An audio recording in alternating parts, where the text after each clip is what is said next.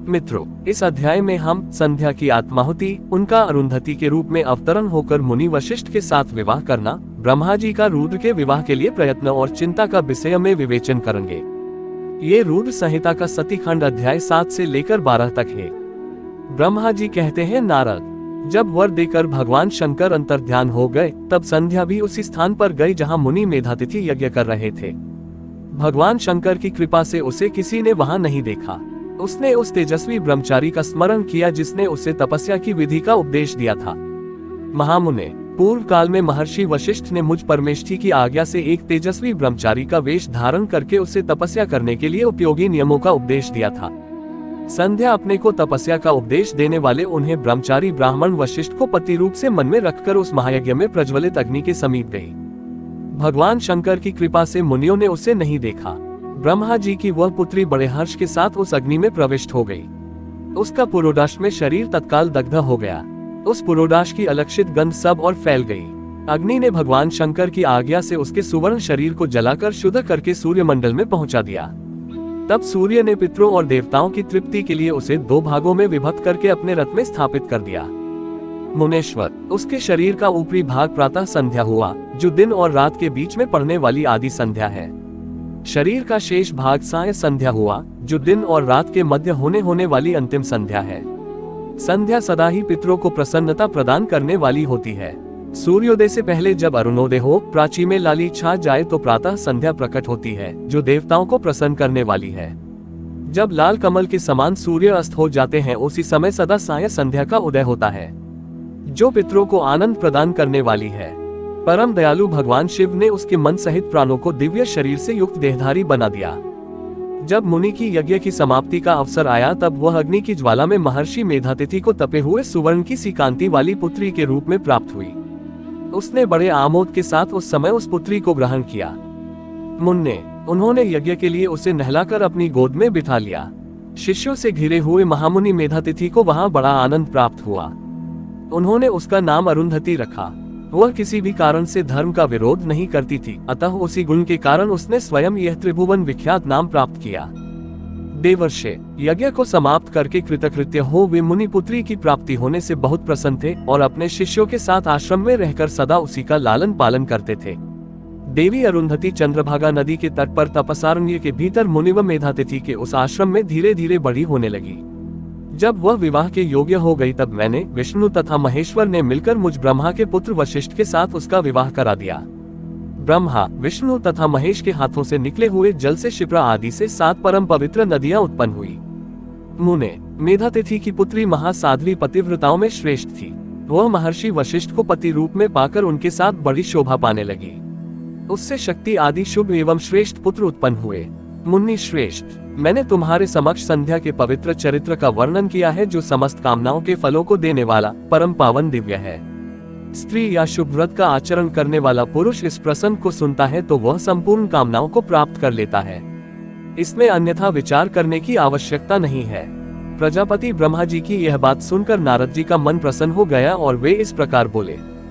नारद जी ने कहा, ब्राह्मण, अरुंधति की तथा उसके पूर्व जन्म की उसकी स्वरूप भूता संध्या की बड़ी उत्तम दिव्य कथा सुनाई है, जो शिव भक्ति की वृद्धि करने वाली है। धर्मज्ञ, अब आप भगवान शिव के उस परम पवित्र चरित्र का वर्णन कीजिए, जो दूसरों के पापों का विनाश करने वाला उत्तम एवं मंगलदायक है।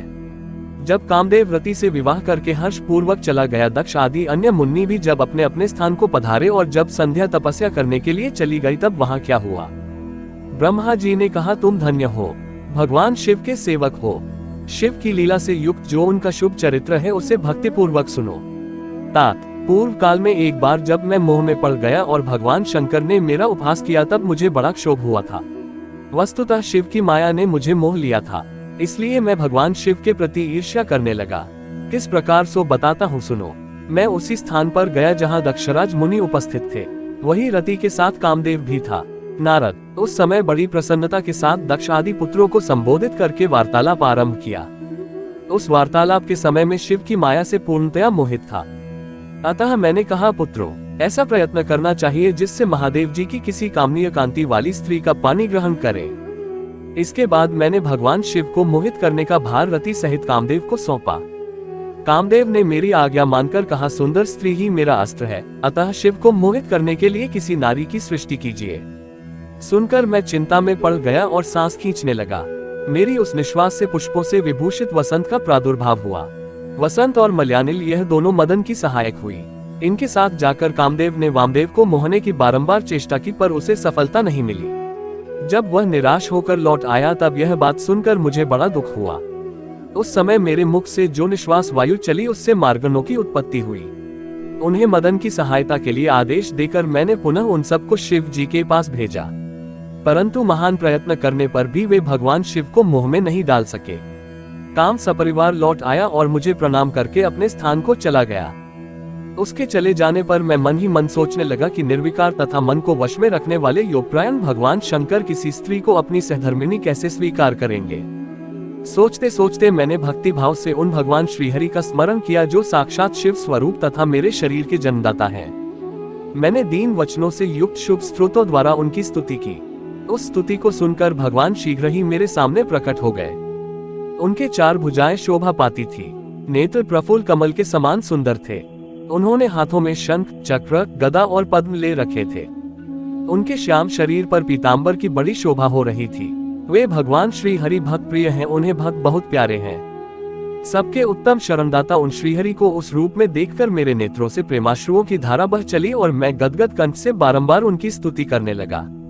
मेरी उसी स्तोत्र को सुनकर अपने भक्तों के दुख दूर करने वाले भगवान विष्णु बहुत प्रसन्न हुए और शरण में आए हुए मुझे ब्रह्मा से बोले, महाप्रज्ञ लोकसत्ता तुम धन्य हो। बताओ तुमने किस लिए आज मेरा स्मरण किया है, किस निमित्त से यह स्तुति की जा रही है, तुम पर कौन सा महान दुख आ पड़ा है, उसे इस समय मेरे सामने कहो, मैं सारा दुख मिटा दूंगा।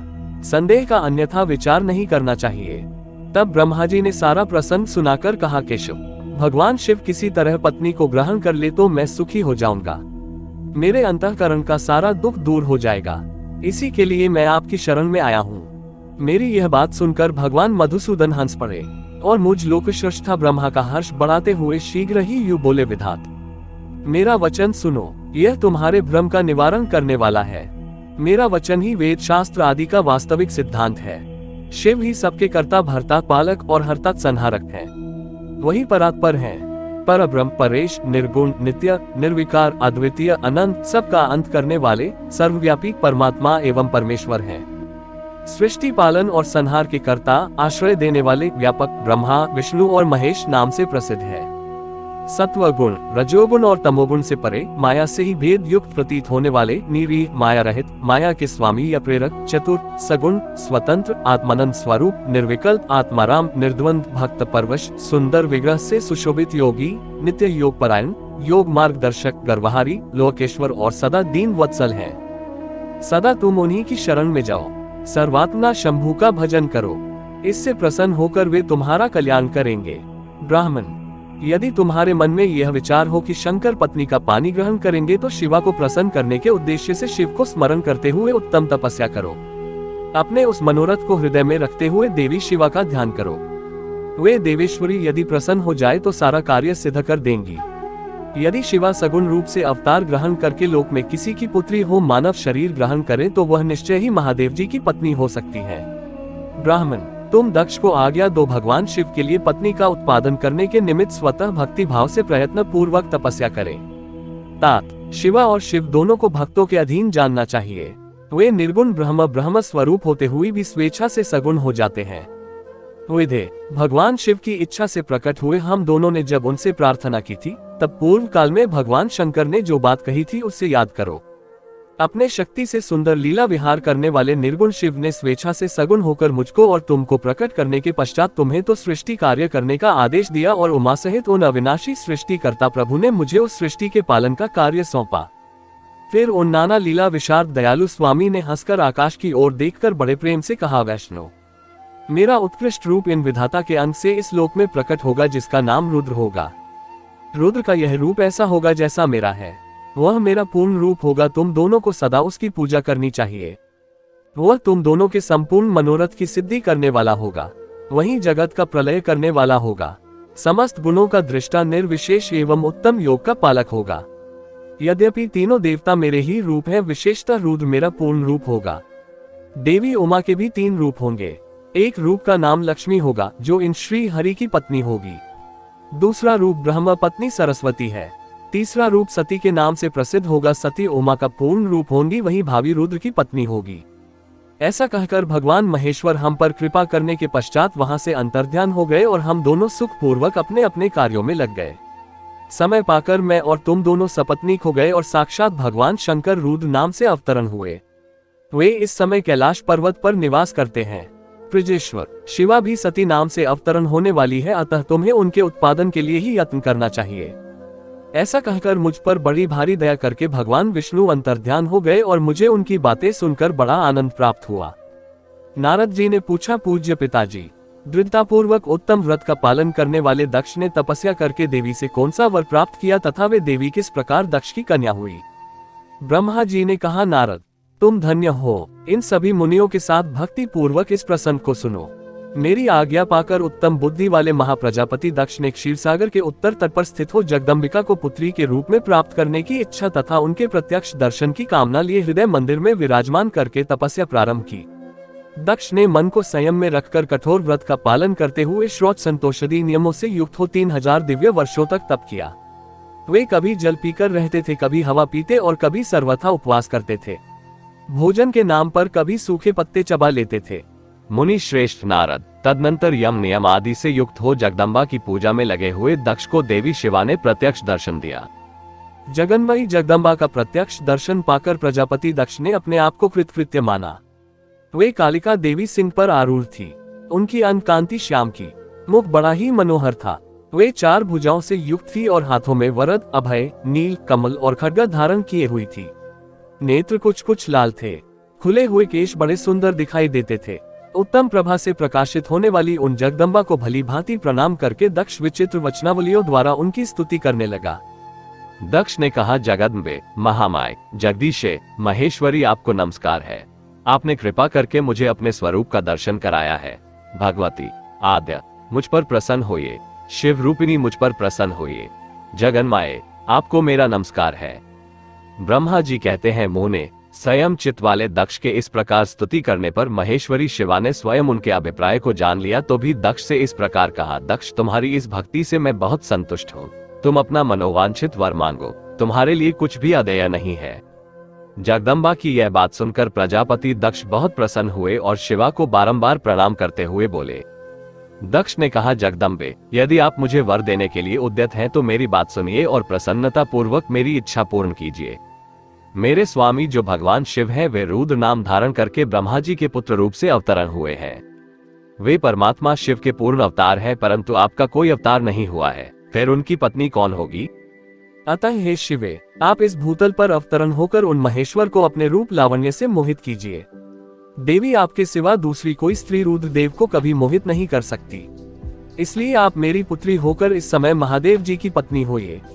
इस प्रकार सुंदर लीला करके आप हर मोहिनी भगवान शिव को मोह करने वाली बनिए। देवी, यही मेरे लिए वर है। यह केवल मेरी ही स्वार्थ की बात हो ऐसा नहीं सोचना चाहिए। मेरी ही साथ संपूर्ण जगत का भी हित है।